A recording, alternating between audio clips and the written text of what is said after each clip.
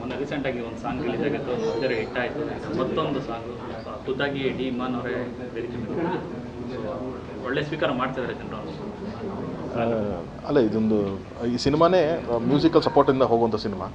So ಇಮಾನ್ sir ಒಂದು ಅದ್ಭುತವಾದ music ಮಾಡಿಕೊಡ್ತಾರೆ. ಸಾಂಗ್ಸ್ ಅವ್ರು ಹೇಳ್ದಂಗೆ ಇದೊಂದು ಔಟ್ ಆಫ್ ಸುಮ್ಮನೆ ಕಾಂಟೆಕ್ಸ್ಟಿಗೆ ಸಾಂಗ್ಸ್ ಬರುತ್ತೆ ಅನ್ನೋ ಥರದಿಲ್ಲ, ನರೇಟ್ ಮಾಡುತ್ತೆ, ಕಥೆನೇ ನರೇಟ್ ಮಾಡ್ತಾ ಹೋಗುತ್ತೆ. ಆ್ಯಂಡ್ ಇವತ್ತು ನಾವೇನು ಕಾಪಾಡೋದು ಯಾವ ಸಾಂಗ್ ರಿಲೀಸ್ ಮಾಡಿದ್ದೀವಿ, ಇದು ಒಂದು ವೆರಿ ಇಂಪಾರ್ಟೆಂಟ್ ಪ್ಲೇಸಲ್ಲಿ ಬರುತ್ತೆ. ಆ್ಯಂಡ್ ಜೊತೆಗೆ ಕತೆ ಟ್ರಾವೆಲ್ ಮಾಡುತ್ತೆ.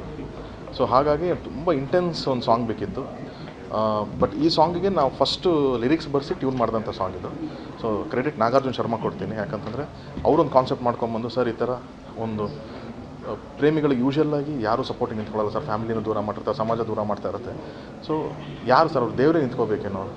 ಸೊ ಒಂದು ಭಕ್ತ ಒಂದು ಪ್ರೇಮಿ ಎರಡೂ ಒಂದೇ ಆಗುತ್ತೆ ಸರ್. ಇಬ್ಬರದು ಪ್ಯೂರಿಟಿ, ಅವನಿಗೆ ಪ್ರೀತಿ ಅನ್ನೋದು ಅದು ಪ್ಯೂರ್ ಆಗಿರುತ್ತೆ, ಇಲ್ಲಿ ಭಕ್ತಿ ಅನ್ನೋದು ಪ್ಯೂರ್ ಆಗಿರುತ್ತೆ. ಸೊ ಹಾಗೆ ಕ್ಯಾರಿ ಮಾಡ್ಕೊಂಡು ಹೋಗೋಣ ಸರ್ ಅಂತ ಅವ್ರು ಬರ್ಕೊಂಬಂದಂಥ ಲೈನ್ಸು. ದೇವರಿಗೆ ಭಕ್ತ ಇಡುವಂಥ ಹೂವು, ಒಬ್ಬ ಪ್ರೇಮಿ ಕೊಡುವಂಥ ಹೂವು ಎರಡೂ ಒಂದೇ ಅಲ್ವಾ, ನೀನು ಹೆಂಗೆ ಭಕ್ತರನ್ನ ಕಾಪಾಡ್ತೀಯೋ ಒಬ್ಬ ಪ್ರೇಮಿನೂ ಹಾಗೆ ಕಾಪಾಡು ಅನ್ನೋದೇ ಸಾಂಗ್ ಕಾನ್ಸೆಪ್ಟ್ ಥರ ಮಾಡಿದ್ರು. ಸೊ ನನಗೆ ತುಂಬ ಕತೆಗೆ ಆ್ಯಂಡ್ ಓವರಾಲ್ ಐಡಿಯಾನೇ ಇಷ್ಟ ಆಗಿ ದೆನ್ ಕಂಪೋಸ್ ಆದಂಥ ಒಂದು ಸಾಂಗ್ ಅದು. ಇಮಾನ್ ಸರ್ ಹೇಳ್ತಾರೆ ಅವ್ರು ಎಷ್ಟು ಕಾಡಿದೆ ಸಿನಿಮಾದ ಕತೆ ಅಂತ.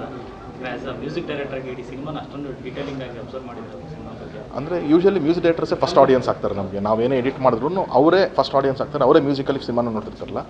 ಹಾಗಾಗಿ ಇಮಾನ್ ಸರ್ಗೆ ಆ್ಯಂಡ್ ಅವರು ಕೂಡ ಇದನ್ನು ನಾವು 3 ಲ್ಯಾಂಗ್ವೇಜ್ ಇದ್ರೂ ಅವ್ರು ಹೇಳಿದ ನನಗೆ ನಾನು ಕನ್ನಡದಲ್ಲಿ ನೋಡ್ತೀನಿ ಫಸ್ಟ್ ಇದನ್ನು ಕನ್ನಡದಲ್ಲೇ ನಾನು ಈ ಫಿಲಮ್ನ ನೋಡ್ತೀನಿ, ಯಾಕಂದರೆ ಆ ರಿಯಲ್ ಎಮೋಷನ್ಸ್ ನನಗೆ ಅಲ್ಲಿ ಗೊತ್ತಾಗುತ್ತೆ ಅಂತ ಅಂದ್ಬಿಟ್ಟು.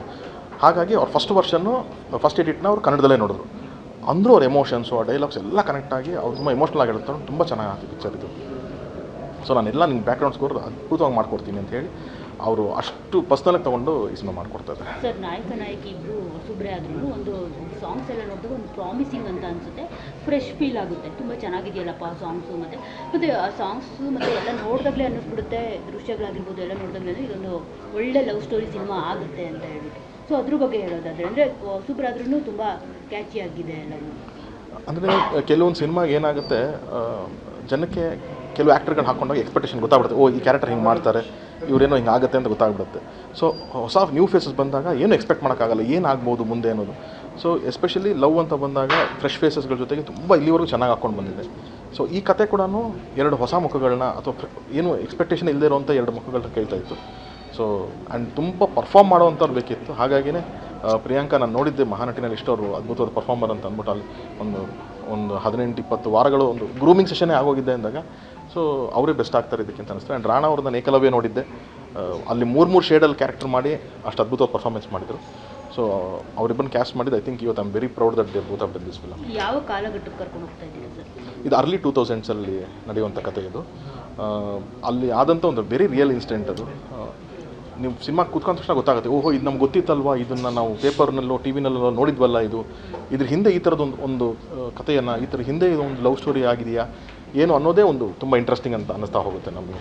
ಸರ್ ರಾಬರ್ಟಿಗೆ ಮಂಗಳೇನ ಕರ್ಕೊಂಡು ಬಂದಿದ್ರಿ, ಮತ್ತೆ ಇವಾಗ ಇದಕ್ಕೆ ರಾಬರ್ಟು ಹಾಡಿದ್ರು, ಅವ್ರು ಕಣ್ಣೆ ಅದರಿಂದ ತೆಲುಗು ವರ್ಷನ್ ಹಾಡಿದರು, ಕಾಟೇರದಲ್ಲಿ ಪಸಂದಾಗವನ್ನೇ ಹಾಡಿದರು. ಸೊ ಇಲ್ಲಿ ಅಂದರೆ ಸಾಂಗಿಗೆ ಸೂಟ್ ಆಗುತ್ತೆ ಅವ್ರ ವಾಯ್ಸು, ತುಂಬ ಯೂನಿಕ್ ವಾಯ್ಸು. ಆ್ಯಂಡ್ ಒಂದು ಅವ್ರ ವಾಯ್ಸಲ್ಲೇ ಒಂದು ಡಿವೈನಿಟಿ ಇದೆ. ಅವ್ರು ತುಂಬ ಡಿವೋಷನಲ್ ಸಾಂಗ್ಸ್ ಎಲ್ಲ ಹಾಡ್ತಿರ್ತಾರೆ. ಸೊ ಇದರಲ್ಲೂ ಆ ಪೇಯ್ನ್ ಆ್ಯಂಡ್ ಡಿವೋಷನ್ ಎರಡೂ ಬೇಕಿತ್ತು ಅಂತ ಅನಿಸಿ ಅವರೇ ಬೆಸ್ಟ್ ಅಂತ ಅನಿಸ್ತು ನಮಗೆ. ಮ್ಯೂಸಿಕ್ ಡೈರೆಕ್ಟ್ರು ಇಮಾನ್ ಸರ್ ಕೂಡ ಕಂಪೋಸಿಂಗ್ ಟೈಮಲ್ಲೇ ಆ ಹೆಸರನ್ನ ಪ್ರಸ್ತಾಪ ಮಾಡಿದರು. ಸೊ ಹಾಗಾಗಿ ಆಯಿತು ಸರ್. ಯೂಶಲ್ಲಾಗಿ ರಾಬರ್ಟು ಕಾಟೆಲ್ಲ ಮಾಡ್ಬೇಕಾದ್ರೆ ತುಂಬ ಚೆನ್ನಾಗಿತ್ತು ಬಜೆಟ್ ನಮಗೆ ಸಿಂಗರ್ಸ್ಗೆ ಎಲ್ಲರೂ ಕೊಡೋದಕ್ಕೆ. ಇಲ್ಲಿಗೆ ಅವ್ರೆಲ್ಲ ನಾನು ಇವಾಗ ಸ್ವಲ್ಪ ಕಂಟ್ರೋಲ್ ಬಜೆಟಲ್ಲಿ ಇರ್ತೀವಿ, ಇವರೆಲ್ಲ ಎಕ್ಸ್ಪೆನ್ಸಿವ್ ಸಿಂಗರ್ಸ್ ಆಗ್ತಾರೆ ನಮಗೆ, ಸಿದ್ದು ಶ್ರೀರಾಮ್ ಆಗಿರಲಿ ಮಂಗಳೂರು.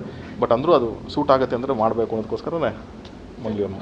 ಭಾಷೆಗಳಲ್ಲಿ ಸಿನಿಮಾನ ರಿಲೀಸ್ ಮಾಡ್ತಾ ಇದ್ದೀರಾ, ಅಷ್ಟೊಂದು ಕಾನ್ಫಿಡೆಂಟಾ ಅಂತ ಹೇಳ್ಬಿಟ್ಟು ಕ್ಲಿಕ್ ಆಗೇ ಆಗುತ್ತೆ ಅನ್ನೋ ಒಂದು ಧೈರ್ಯ ನಂಬಿಕೆ ಎಲ್ಲವೂ ಇದೆಯಾ ಸರ್? ಇಲ್ಲಮ್ಮ, ನಾನು ನೀವು ಲಾಸ್ಟ್ ಪ್ರೆಸ್ ಮೀಟಲ್ಲಿ ನಾನು ಟೀಸರ್ ಲಾಂಚ್ ಮಾಡಿದಾಗ ಒಂದು ಮಾತು ಹೇಳಿದ್ದೆ, ಕನ್ನಡ ಚಿತ್ರರಂಗ ನಿಮಗೆ ಒಂದು ಚಿನ್ನದ ಗಣಿ ಇದ್ದಂಗೆ ಅಂತ.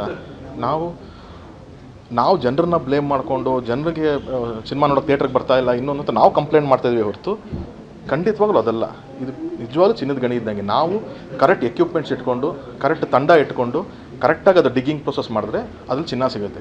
ನಾವು ಯಾವುದೇ ಒಂದೇ ಒಂದು ಸಂಖ್ಯೆ ಇಟ್ಕೊಂಡು ಕೆತ್ತಾ ಇದ್ದೀನಿ, ಚಿನ್ನ ಬರ್ತಾ ಇಲ್ಲ ಇಲ್ಲಿ ಸರಿ ಇಲ್ಲ ಅಂತಂತಂದರೆ ಅದು ಅದ್ರ ತಪ್ಪಲ್ಲ.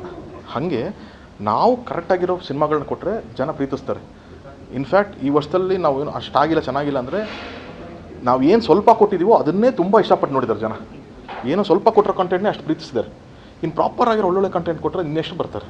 ಈಗ ರೀಸೆಂಟಾಗಿ ನಮಗೆ ಸೂಫ್ರಮ್ಸು ಎಲ್ಲನೂ ಒಂದು ಒಳ್ಳೆ ಕಂಟೆಂಟ್ ಕೊಟ್ಟರೆ ನೀವು ಜನನೇ ತೊಗೊಂಡು ಹೋಗ್ತಾರೆ, ಜನನೇ ಮೆರೆಸ್ತಾರೆ ಅದನ್ನು ಅನ್ನೋದಕ್ಕೆ ಅದೊಂದು ಎಕ್ಸಾಂಪಲ್ ಆಗುತ್ತೆ.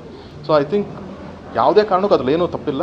ಆ್ಯಂಡ್ ಅದು ಎಲ್ಲ ಕಡೆನೂ ಅಷ್ಟೇ, ಒಳ್ಳೆ ಕಾಂಟೆಂಟ್ ಇದೆ ಅಂತಂದರೆ ನೀವು ತಮಿಳಿಗೆ ಹೋಗಿ ತೆಲುಗುಗೆ ಹೋಗಿ ಎಲ್ಲೋದ್ರೂ ಅದೇ ರಿಸೀವ್ ಮಾಡ್ತಾರೆ. ಸ್ವಾದಿಷ್ಟತೆಯ ಸ್ವಾದ, ತಾಜಾತನದ ಆಹ್ಲಾದ, ಉತ್ತಮ ಆರೋಗ್ಯ ಮತ್ತು ಹೆಚ್ಚಿನ ರೋಗ ನಿರೋಧಕ ಶಕ್ತಿಯ ವೃದ್ಧಿಗೆ ಈಗ ನಿಮಗೆ ಸಿಗುತ್ತಿದೆ ಉತ್ತಮ ಗುಣಮಟ್ಟದ ಪೌಷ್ಟಿಕಾಂಶ Shri Vaidik millet health mix. ಇದು ಸಿರಿಧಾನ್ಯಗಳ ಸಂಪತ್ತು.